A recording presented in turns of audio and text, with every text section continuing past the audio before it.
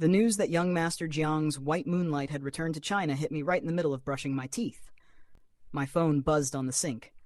I squinted at the screen, and sure enough, my chubby childhood friend had sent me a voice message. Elliot, big news, man. I just saw Miles Shen at the airport, dragging a huge suitcase, looking all cool and polished. My hand slipped, and I nearly choked on my toothpaste foam. Miles Shen.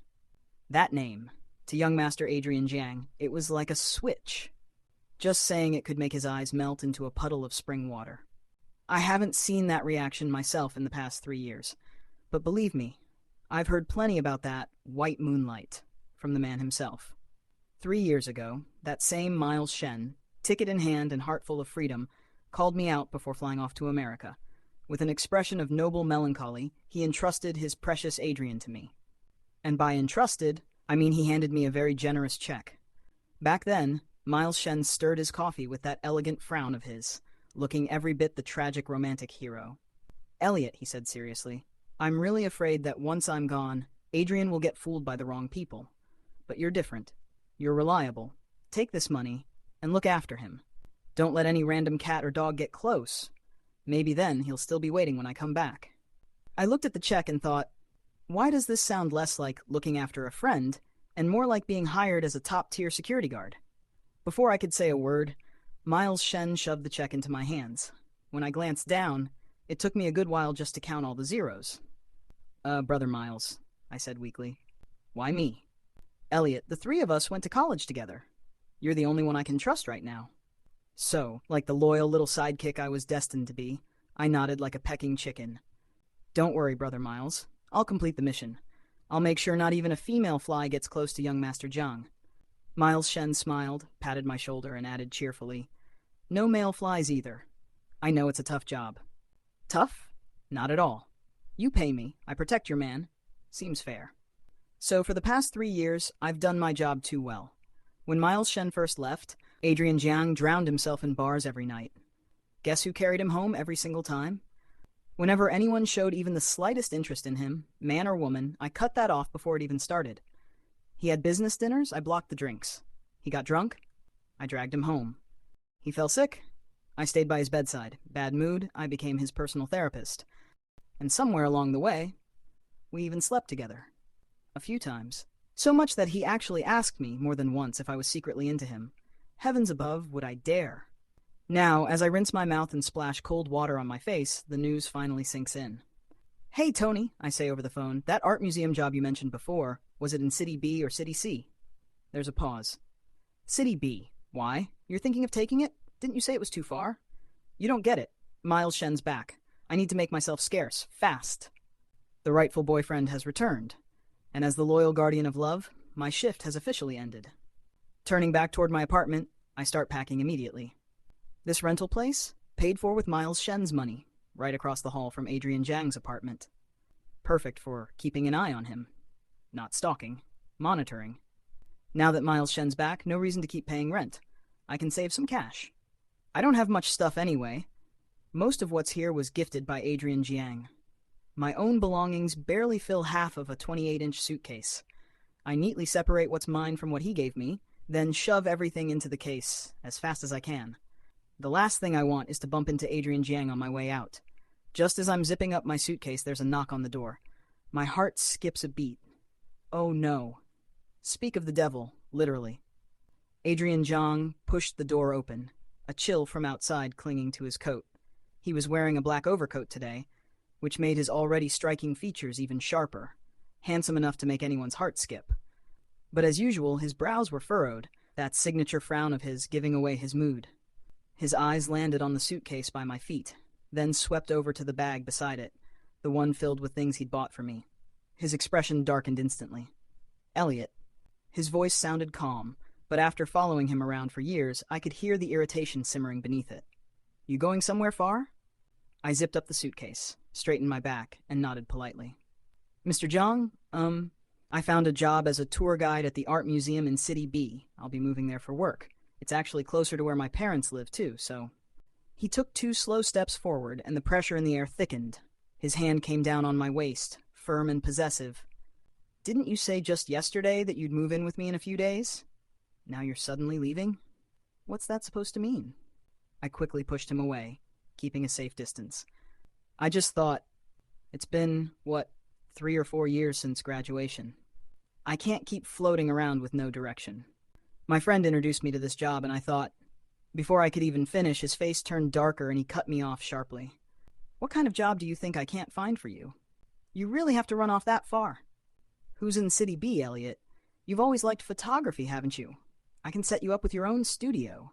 Bring your parents over, too. You can just move in with me, and I'll buy this apartment tomorrow for your parents to live in. His words came like rapid fire. I stumbled back 3 steps, throwing my hands up in a stop right there gesture. Hold up, Mr. Jiang.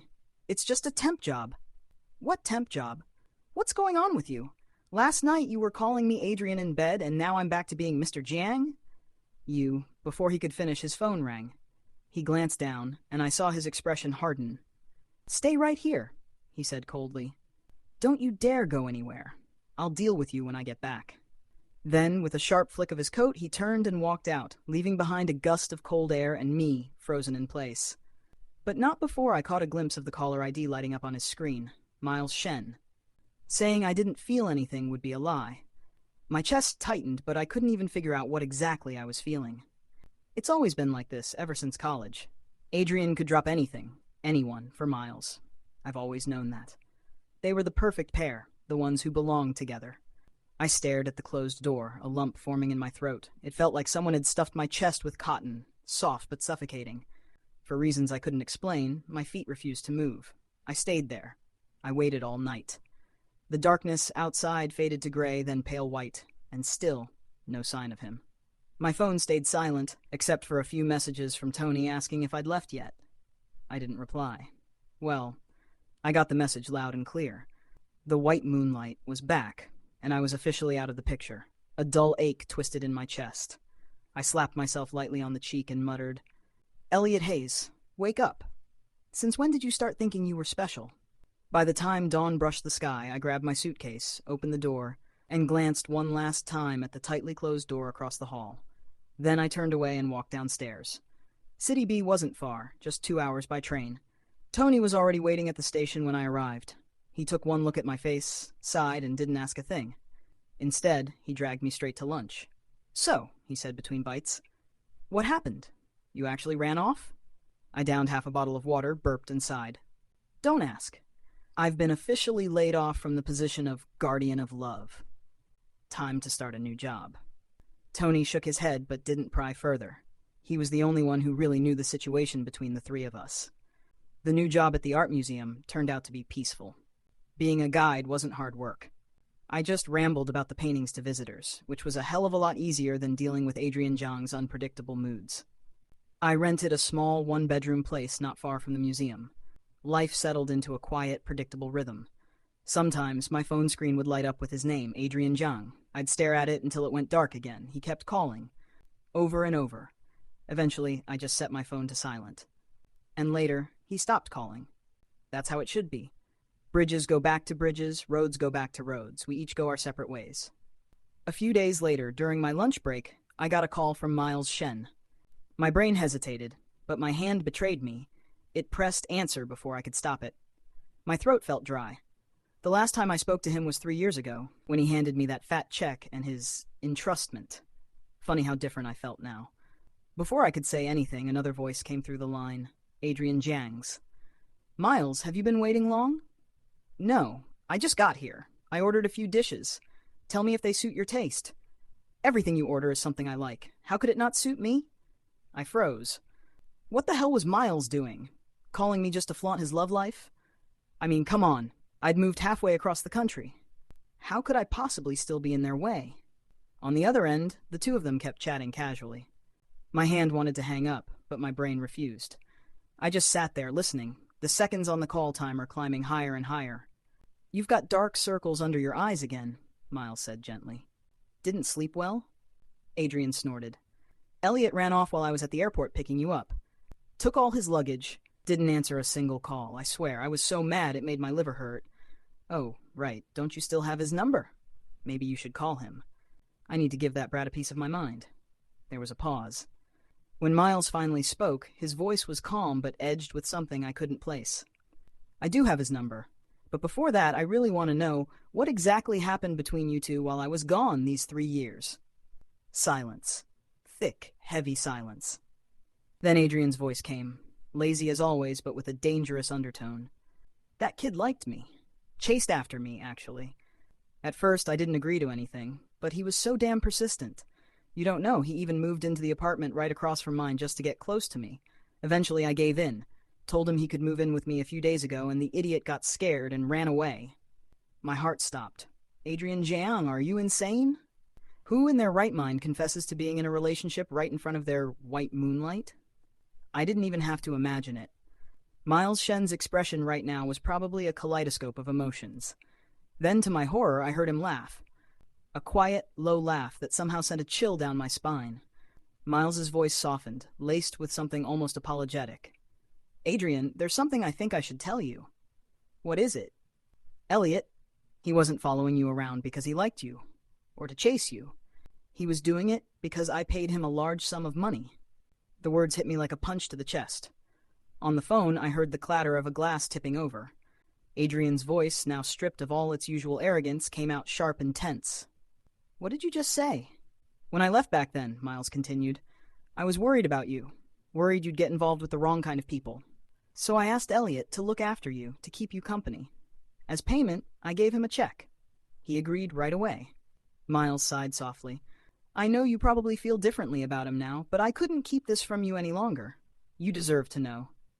A loud crash came through the line. Plates shattering, followed by the sound of footsteps and startled voices. Probably waiters rushing over. Enough, Miles, Adrien said, his tone ice cold. I don't appreciate jokes like that. Not from anyone. Not even you.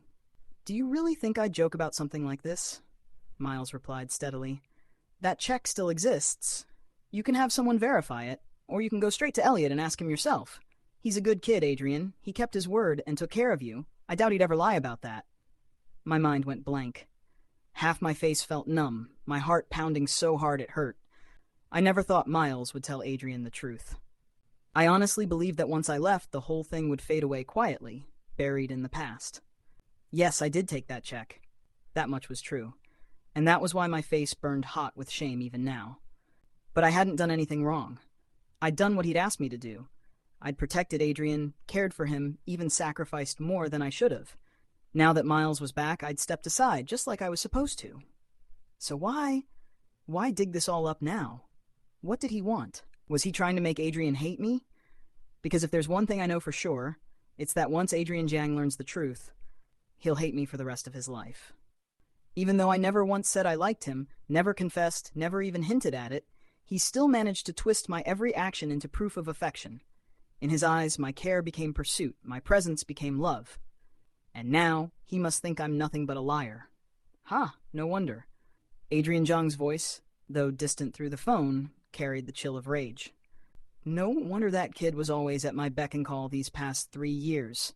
Blocking drinks, taking punches, never complaining. Looks like you paid him well. So well that he didn't even mind going along with the rest. I thought it was mutual. That maybe somehow we'd fallen into it naturally. Turns out he was just doing his damn job. No wonder he said he was a temp worker before he left. So that's what he meant.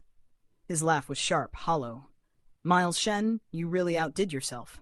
Miles's voice softened, cautious, almost pleading. Adrien, I only did this because I didn't want you to get hurt. We what? Adrien cut him off coldly. Miles, thank you for telling me, and thank you for that favor back then, the one that made me fall for Elliot Hayes.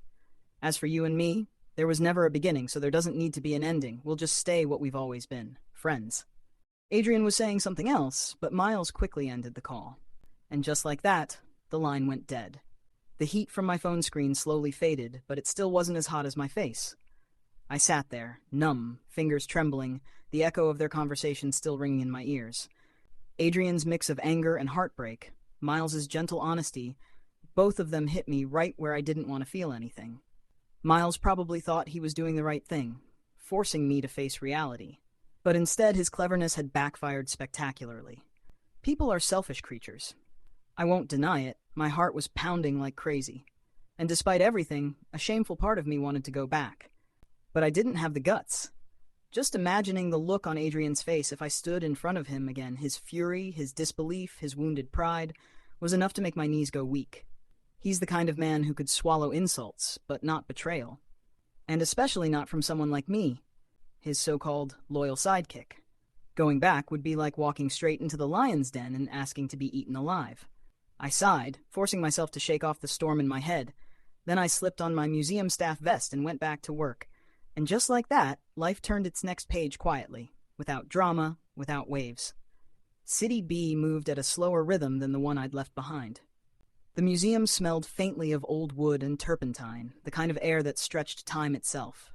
Tony dropped by now and then, always with barbecue skewers and beer. He never mentioned Adrien, not once. Instead, he'd talk about the best restaurants in town or which park had the prettiest girls. I knew he was trying to protect me from the weight of my own thoughts, and I was grateful, more than I could say. As for Adrien Jiang, after that storm of a phone call, the world seemed to go quiet. No more calls, no messages, nothing. My phone remained silent, completely silent. Sometimes I'd see his name, not on my screen but in the news. Jiang Holdings' Young Master acquires major supermarket chain. I'd stare at the headline for a moment, then scroll past it. He was moving forward, I guess. Probably still angry, too. With his pride, he must have thought I was the one who'd done wrong, that I owed him an apology, that I'd come crawling back eventually. But I didn't. We became two stubborn fools, standing on opposite sides of an invisible river, each waiting for the other to make the first move. And just like that, a whole year slipped by in silence. The work at the art museum wasn't complicated, and most of my coworkers were easygoing. One of them, a young man named James, joined around the same time I did and worked as an assistant in curation. He was cheerful, casual in that typical artsy way, and since we were about the same age, and both obsessed with the local food scene, we quickly became close. James knew I was from City A and would sometimes ask about life there. He'd never been, he said, but planned to visit the capital next year. After work, we'd occasionally grab dinner at a small restaurant nearby, or catch a movie on weekends. Around him, I made myself forget everything about my past in City A. He noticed I didn't like talking about it, so he never pressed. The mutual understanding between us made it surprisingly comfortable. I could tell he liked me, a little more than just friends, but I always kept the right distance. I joked around, teased him, but never took a single step forward, because I knew that on the other side of that invisible river, someone else was still standing there. Even after a year, even with no contact between us, that person's shadow still lingered in some corner of my heart, rising without warning and stirring everything inside me. That afternoon, I was explaining a classical oil painting to a group of elementary school kids when, out of the corner of my eye, I saw a familiar figure enter the gallery. My heart lurched violently. I thought I was imagining it. I blinked, looked again, and there he was, Adrien Jiang. He looked as travel-worn as ever, but that natural, aristocratic aura of his hadn't faded at all. He stood at the entrance of the hall, and his gaze, sharp, direct, found me almost immediately. The distance was too far, and he was standing against the backlight, so I couldn't see his expression, but I could feel it. He was staring at me.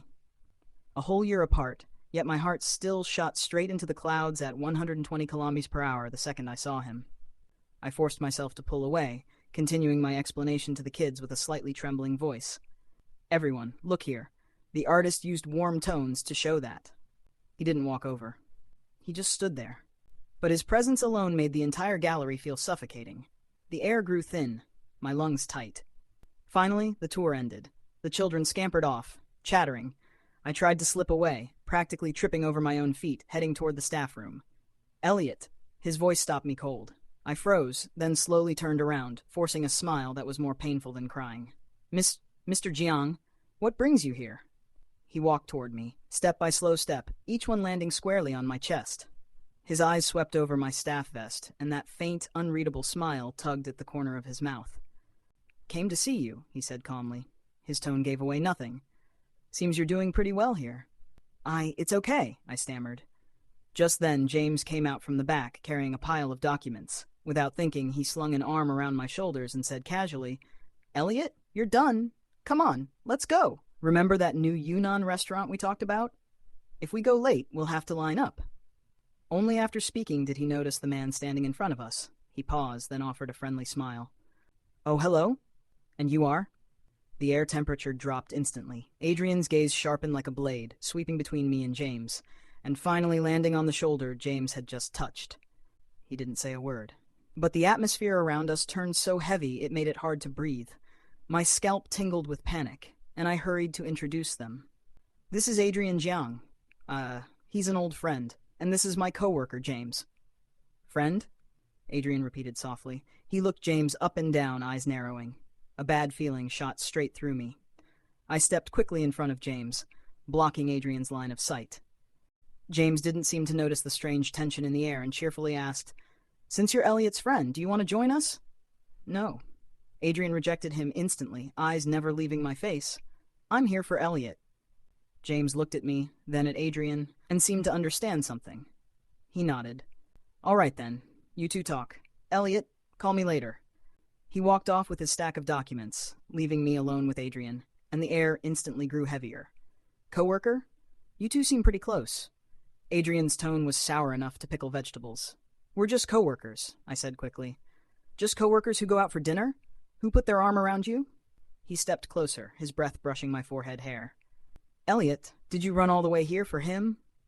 "What the hell are you talking about?" I snapped. "Who gave him the right to barge in and interrogate me like I was cheating on him?" "I'm talking nonsense?" Adrien's eyes darkened with anger. "Your buddy told me everything, said you've been dating some young, handsome coworker here and living your best sweet little life. No wonder you didn't want to come back or answer my calls." "Buddy? Tony, that deadweight traitor. When did he add so much oil to the fire?" "We're just friends. You actually believe Tony's nonsense?" My voice shot up almost an octave. "Friends, huh?" Adrien clearly didn't buy it. He grabbed my wrist, hard enough to make the bones ache. "Elliot, you took Miles's money and lied to me for 3 years. Now you want to lie to me again? Do you really think I'm an idiot who deserves to be played by you?" The word money stabbed straight into the softest, rawest part of my heart. A whole year of fear, humiliation, and unspoken longing erupted all at once, and burst into flames. I tore my wrist out of his grip, eyes burning red as I shouted, "Yes! I took the money. 3 years ago, Miles wrote me a check so I could watch over you and keep random people away from you, and I took it. So what? Why couldn't I take it?" Adrien froze, shocked by my outburst. "But let me tell you something, Adrien Jiang." I was done holding back. The words came pouring out like a dam breaking. "I paid him back. Every last cent. Right before he returned, I gave it all back. Yeah, I like money, but I'm not trash. Doing a job for money is one thing, but I choked. I couldn't say the rest. How could I tell him?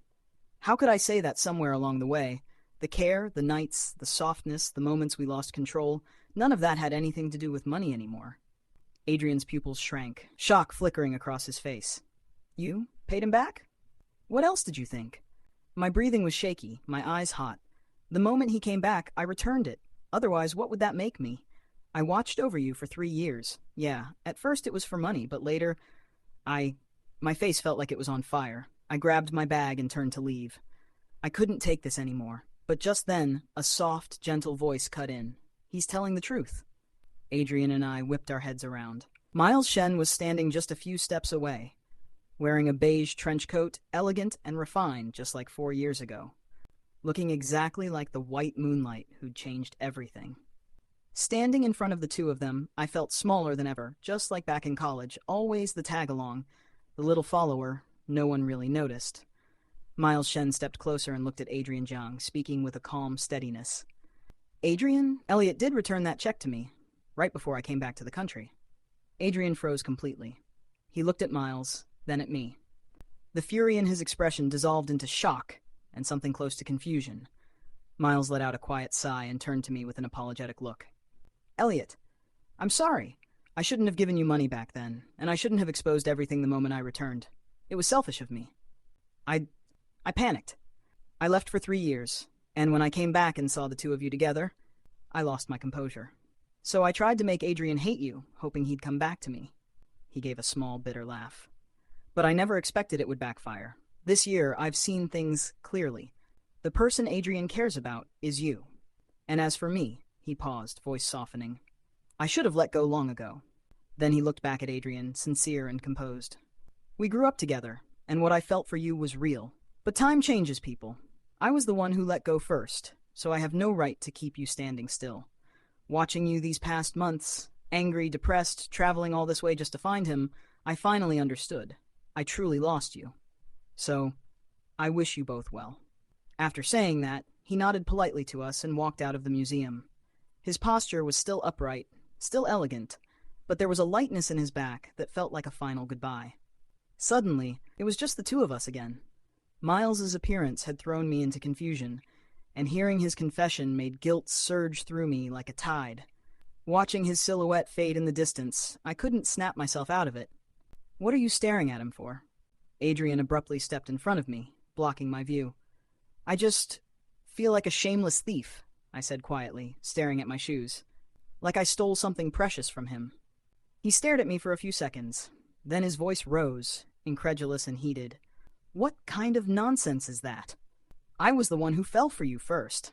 If you stole anything, it was my heart." A surprised laugh slipped out of me. Hearing such a cheesy line come out of the mouth of the young master who frequently appeared in finance news, I wondered what his company's fans would think if they heard him. "Elliot." His voice dropped, rough with emotion, as he cautiously took a step closer. I didn't know you'd returned the money. I thought you stayed by my side only because of Miles, not because you actually liked me. I didn't know. I'm sorry." That one quiet "I'm sorry" shattered every bit of strength I'd been holding on to. My eyes burned, and then the tears finally spilled over. "You bastard," I choked out, my voice breaking. "You never ask anything. You just judge me on your own. Then chase me all the way here just to yell at me." "Yes, I'm a bastard. I'm stupid." He reached out to wipe my tears. I dodged, but he didn't get angry. He simply tried again, gently brushing the wetness from my cheeks with fingers soft enough to wring water from. I was furious. When Miles said you only stayed because of money, I snapped. I couldn't stand the thought that everything between us was fake, and this whole year I've been suffering too. I thought you left because you were ashamed, because you didn't want to face me after being exposed, and when I heard you found someone new so quickly. His voice trembled. "No one. I didn't find anyone." I glared at him through red-rimmed eyes. "James and I are completely innocent." I know. He nodded furiously, though the corner of his mouth twitched with a hint of amusement. "That idiot Tony exaggerated things. I'll deal with him later." Then he looked at me. Really looked at me. With eyes deep and unguarded, like he wanted to pull me straight into him. "Then you tell me," he said softly. "If it wasn't for money, why were you still so good to me those 3 years? Why did you agree to move in with me and then run away the next day?" His gaze pinned me in place. "If you didn't like me, then what was it?" His directness left me nowhere to hide. My face burned. My hands tightened around my bag. My heart hammered like it was trying to break free from my chest. A whole year had passed. I thought I'd moved on. I thought I could start a new life without looking back. But the moment he appeared again, the moment every misunderstanding cleared, I realized that feeling never disappeared at all. I had only buried it, forced it down under layers of fear and inferiority. I sniffed, my voice barely above a whisper. It really did start because of the money. I felt guilty, so I wanted to do the job well. But later I just got used to it. Used to what? He tilted my chin up, forcing me to meet his burning gaze. Under his eyes, every wall I'd built collapsed like paper. I shut my eyes hard and practically yelled out, "Used to liking you, all right? Used to orbiting around you. Used to you scolding me for every little thing, so used to it that even without the money, I couldn't stop wanting to be good to you. But who am I? Huh? Since college, I've been the tag-along next to you two. And your heart was always full of Miles Shen. He came back. Was I supposed to stay and watch you two ride off into the sunset?" By the end, my ears were ringing from my own voice. My teeth sank into my bottom lip so hard they hurt. Adrien stared at me, completely stunned. Then something bright and fierce lit up in his eyes. He yanked me into his arms, gripping my waist so tightly I thought he might crush me. I tried to push him away. This was still my workplace, but his strength was ridiculous. He didn't budge at all. "Idiot. You big idiot." He growled in my ear, voice trembling. "Yeah, I liked Miles before. But that was the past. He left for 3 years. And the one who stayed with me was you. It was you, Elliot, the one who carried me home when I was drunk, who bought me medicine at 2 a.m., who listened to all my ranting without complaint. My heart isn't made of stone. I fell for you without even noticing." He cupped my face, pressing his forehead to mine, our breaths mingling. And when I asked you to move in with me, it was because I knew the person I wanted to spend my life with was you. No one else. I came to tell you that day, and you vanished. This entire year, I nearly went insane thinking about you. I stared at him, really stared at the raw, unhidden affection shining in his eyes.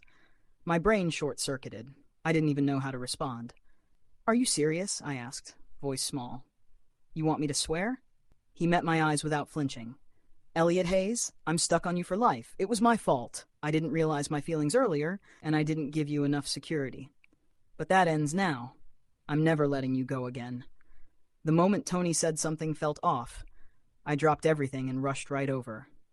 I let out a wet laugh and smacked his chest lightly.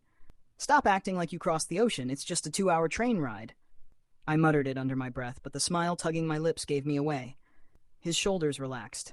He even laughed. Then he leaned down and gently kissed my forehead, testing the waters. When I didn't push him away, he pressed a soft, lingering kiss against my lips. This kiss held no misunderstandings, no money, no lies. Only long-delayed truth and the warmth of something found again. I stayed in City B until the end of my contract with the museum. In the meantime, Adrien began his insane A City B City routine, calling it his courting schedule, claiming he had to supervise me so I wouldn't run again, or worse, run off with someone else. James laughed when I introduced Adrien as my boyfriend. He congratulated us sincerely and clarified, very loudly, that he never once had improper thoughts about me, that our relationship was pure, revolutionary friendship. Adrien became so pleased he almost called him brother. As for Tony, Adrien disciplined him thoroughly. Tony came crying to me, swearing he only wanted to provoke Adrien a bit, and didn't expect things to spiral into a full-blown war. Miles Shen eventually went abroad again to continue his work. During holidays, we'd get casual greetings from him. Gentle, distant, all of us moving on with our own lives. A year later, I returned to City A. Not as a guardian, not as a sidekick, but as Adrien Jiang's acknowledged boyfriend, and as co-founder of the independent photography studio we built together. At first, I didn't want to accept. I didn't want our relationship to get tangled up in money again. But he insisted, again and again, saying he hoped the person he loved could do what he truly enjoyed. Eventually, I invested all my savings and demanded it be a formal partnership. Only then did I finally agree. That day, the sunlight was beautiful. I stood inside our freshly renovated studio, adjusting a camera lens when Adrien slipped his arms around me from behind, resting his chin on my shoulder. "Elliot, looks like you're really tied to me now," he murmured with a grin. "No running away." I put the camera down and looked back at him. Sunlight edged his face in gold. He looked impossibly beautiful. I smiled. "I'm not running. Besides, this job isn't temporary anymore." He blinked, then finally realized what I was teasing him about. He couldn't help leaning down to kiss me, mumbling against my lips, "Don't say temporary ever again. You're my lifelong partner."